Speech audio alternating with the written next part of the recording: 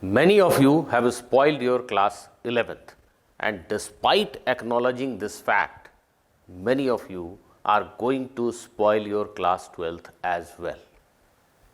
It is a matter of few months. If you don't mend your ways, class 12th will also be gone. It will be gone forever, just like 11th. No, I am not being harsh. I am just telling you a statistical reality. Am I saying that if you have not studied well in class 11th, there is no chance of your selection into an IIT? Not exactly. It is just that you have to approach it with a realistic and at the same time very determined, firm mindset. हर हर महादेव, तोड़ देंगे, फोड़ देंगे, ऐसे नारे युद्ध के मैदान में काम आते हैं. ऐसे नारे एक बार आप लगा लें चलेगा, लेकिन ये नारे लगाने से आपकी तैयारी का कायाकल्प नहीं होने वाला. आपको मेंटली फर्म होना है, मन में ये डिसीजन लेना है कि हाँ कर लेंगे, और चुपचाप बिना शोर किए इस काम को करना है. You have to be firm, but at the same time you have to be very realistic.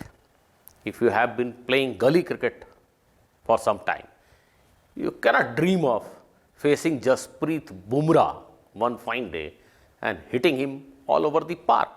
छक्के पे छक्का, चौके पे चौका, ऐसा नहीं होने वाला है. This could be just daydreaming, far from any reality. This will never happen. What do I mean by saying that be realistic? Yes, by being realistic, you have to estimate your level right now, and you have to plan and act to improve your standard. आपको अपनी समझ खुद से पता है, किसी और से सुनने की आवश्यकता. Being realistic simply means knowing what I am today and what steps I am going to take to achieve my goal. And at the same time, I must be having a very realistic goal in my mind. Thinking of getting AIR 1 in IIT exam is nothing more than daydreaming if you have lost your one complete year. But at the same time, it does not mean that you cannot get a seat in IIT. In this video, I am going to give you few honest advice which, if you follow rigorously, if you understand and follow rigorously, most likely you will do very well. The first and foremost thing to understand is what is the true nature of the exam. The JEE Advanced exam is based on fundamentals of class 11th and 12th, and it requires a very good ability of problem solving. You have to deeply understand the syllabus, and at the same time you have to acquire this problem solving ability. Realistic होने का एक मतलब यह भी है कि आपको अपने सिलेबस से बाहर भटकने की जरूरत नहीं है. जस्ट किसी ने कह दिया, किसी सो कॉल्ड फेमस स्टूडेंट भी फेमस होते हैं आजकल, स्टूडेंट, टीचर, कोचिंग ने कह दिया कि ये बड़ी इंपॉर्टेंट है और हम उसके पीछे लग गए. Doesn't make any sense. आपको खुद से समझना है कि सिलेबस क्या है, और उस सिलेबस के अंदर रहकर ही प्रिपेयर करना है. आपके पास जो चीज़ सबसे कम है वो है टाइम. उस टाइम का बेजा इस्तेमाल आप बिल्कुल अफोर्ड नहीं कर सकते हैं. Now the major thing is how to enhance your problem solving ability. First and foremost, you have to study theory. Without studying theory, without knowing the basics, you can never acquire that required problem solving ability. Again, think in terms of cricket game. आप national level पे खेलना चाहते हैं, आप गली cricket से club cricket से district level से स्टेट लेवल से IPL से नेशनल लेवल तक जाते हैं. You have to go through all these steps. You just cannot jump from गली cricket to national level team. Same situation, same efforts, same gradual uplifting will happen here also in case of your JEE preparation. So what I mean to say, always try to understand the theory in deep and then start practicing easy questions. Yes, do a good amount of easy question. It is not good to keep on doing easy and easy question. It is like just you keep on playing gully cricket. No, you do some good amount of easy questions and then you have to move on to do some challenging questions as well. You have to try some previous year questions asked in JEE Main and JEE Advanced exam as well. But at the same time, let me stress this once again, that always start with easy questions and do a lot of easy questions. That helps you in grasping the concepts well, and then you get very familiar with application of concepts and formulae. और धीरे धीरे आपको so called challenging question भी उतने challenging नहीं लगते हैं. जब किसी भी चैप्टर में आपको कंफर्ट लेवल बढ़ जाए तो सो कॉल्ड चैलेंजिंग क्वेश्चंस को अटेम्प्ट कीजिए. पिछले साल में आए हुए JEE एडवांस के क्वेश्चंस को अटेम्प्ट कीजिए. आप उनमें से कई को कर पाएंगे, और अगर आप कर पा रहे हैं तो आपकी प्रिपरेशन सही डायरेक्शन में, किसी से पूछने की जरूरत नहीं है, किसी से एडवाइस लेने की जरूरत नहीं है. ठीक है, इस बात को समझिए. And keep moving, don't stick to one chapter, just keep moving chapter after chapter after chapter. Keep repeating this for few months and you will start having a fair idea of how to solve a problem. And you will also start realizing that there are certain questions which are beyond your level. Leave them. Aspire to solve them one day, but do not be very anxious about not being able to solve them right now. आप अपनी मदद सबसे अच्छी तरीके से कर पाएंगे अगर आप फियर ऑफ मिसिंग आउट, जिसको फोमो कहते हैं, उसको दिमाग से हटा दें. Changing books regularly, changing material regularly, just moving from one YouTube channel to another YouTube channel, moving from one shot to another shot. What are you doing? You think that you will miss something. This Shashi Bhushan Tiwari is telling me something, but somebody else is telling something else, so I should not miss that. You don't need so many advices. You need to act on them. मेरी एक ही advice काम कर जाएगी, आपके लिए काफी है अगर आप उस पर वर्क करें. 500 लोगों से एडवाइस लेके आप काम ना करें किसी पे भी, तो what's benefit of taking advice? I am sure many others are giving much better advice, even better advice than me, but it is of no use to you if you are not acting on them. Act on them, just act on them, that is more important. तो आप कोई एक channel नहीं देख के, कोई एक material नहीं सॉल्व करके कुछ मिस कर जाएंगे, ये सोचना बंद कर दीजिए.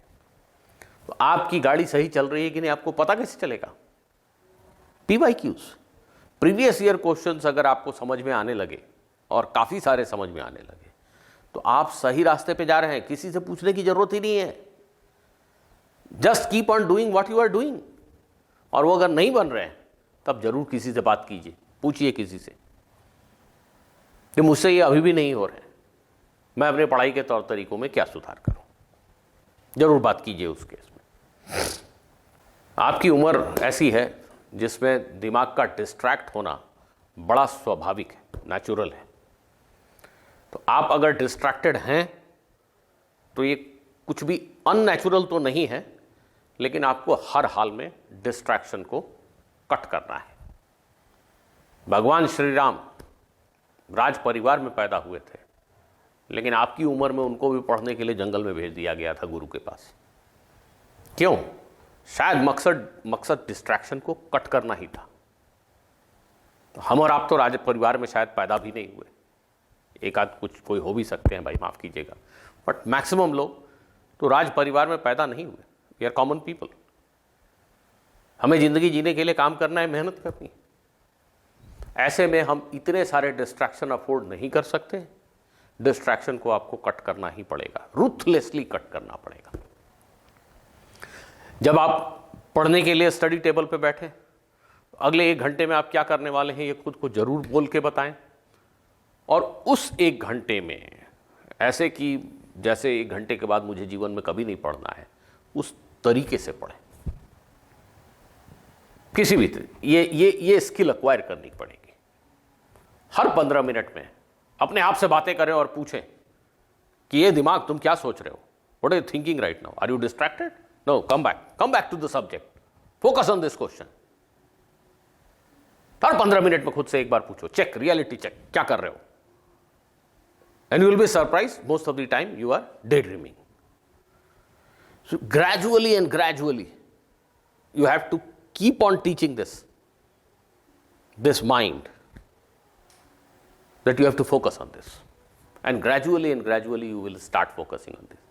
And the most important aspect in your whole preparation story is, no doubt teacher has a role to play, because आपको किस तरीके से क्वेश्चंस की फीडिंग की जा रही है, it is very important, it is of extreme importance.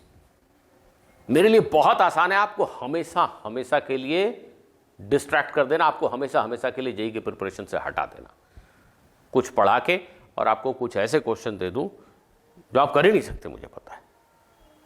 तो आप कैसे बने रहोगे इस गेम में? मोटिवेशन चाहिए। मोटिवेशन कहां से आएगा? जब आपसे कुछ क्वेश्चन बनेंगे। तो टीचर का रोल यह हो जाता है कि वह आपको एकदम ग्रेजुअल तरीके से क्वेश्चन दे, ऐसा लेवल उठाता हुआ, ग्रेजुअली गोइंग अप लेवल, जिसमें आप कंफर्टेबल फील करो।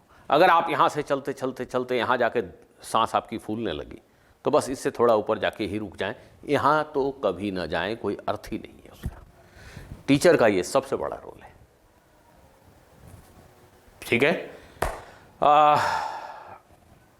टीचर कोई भी हो सकता है, शायद एक किताब भी आपकी टीचर हो सकती है, वो आप डिसाइड कीजिए। पर आपको ये ध्यान देना है कि आपको अपनी फीलिंग पे जाना है कि अभी आपने जो क्वेश्चन किया, अब जो क्वेश्चन किया, थोड़ा तो कॉम्प्लिकेशन बढ़ा है, मतलब आप ठीक रास्ते पे जा रहे हो। एक पॉइंट पे जाने के बाद आपको दिखता है कि नहीं, ये सब क्वेश्चन मुझसे नहीं बनते, उसको दिमाग में रखना है कि किसी दिन कभी सीख लें, पर उसके पीछे दीवाना और पागल भी नहीं होना है, क्योंकि जेईई का exam typically low scoring exam है। और हंसी तो मुझे इस बात पे आती है कि जो स्टूडेंट 300 में 200 स्कोर करके आता है, वो भी कई बार बोलता है यार पेपर बड़ा आसान था। इस स्टेटमेंट का मीनिंग क्या है? 300 में 200 नंबर का तुम क्वेश्चन करके आओ, 100 नंबर के क्वेश्चन तुमने बनाए नहीं हैं, और तुम बोलते हो पेपर बहुत आसान था। How are you judging that? ये कौन सा जजमेंट है? कैसे डिसाइड कर लिया तुमने कि पेपर आसान था? शायद उसने ऐसे डिसाइड किया कि उसने किसी भी प्रीवियस टेस्ट में कभी भी 200 स्कोर नहीं किया था, और all of a sudden JEE के एग्जाम में 200 स्कोर कर दिया, तो उसे लगा कि पेपर आसान है, राइट? तो 200 स्कोर करने वाले भी पेपर को आसान मान लेते हैं। मैं ये कहना चाह रहा हूं, ये एक्सपेक्टेशन का ही जादू है। वो स्टूडेंट 200 के ऊपर स्कोर एक्सपेक्ट ही नहीं कर रहा था, और 200 आ गए तो उसके लिए पेपर आसान था। ठीक है, वो स्टूडेंट शायद उसके एक्सपेक्टेशन बड़े रियलिस्टिक थे, वो अपने आप को पहचानता था। हम 300 में 300 का अगर एक्सपेक्टेशन लेके जा रहे हैं और हमने 280 स्कोर किया, तो हमारे हिसाब से पेपर बड़ा कठिन था, या हम अच्छे से परफॉर्म नहीं कर पाए। तो अपनी एक्सपेक्टेशन रियलिस्टिक रखने का मतलब आप क्या करेंगे, किस हद तक जाएंगे, इसको सही सेट कीजिए। और मेरी बातों को अगर आप मानेंगे, आईआईटी जरूर पहुंच जाएंगे। अगर नहीं भी पहुंचे तो किसी एक अच्छे एनआईटी में तो बिल्कुल पहुंच जाएंगे। 1 साल का समय बहुत बड़ा नहीं तो बहुत कम भी नहीं होता है, पर अब एक एक दिन अहम है। एक भी दिन बर्बाद करना आपके लिए घातक हो सकता है।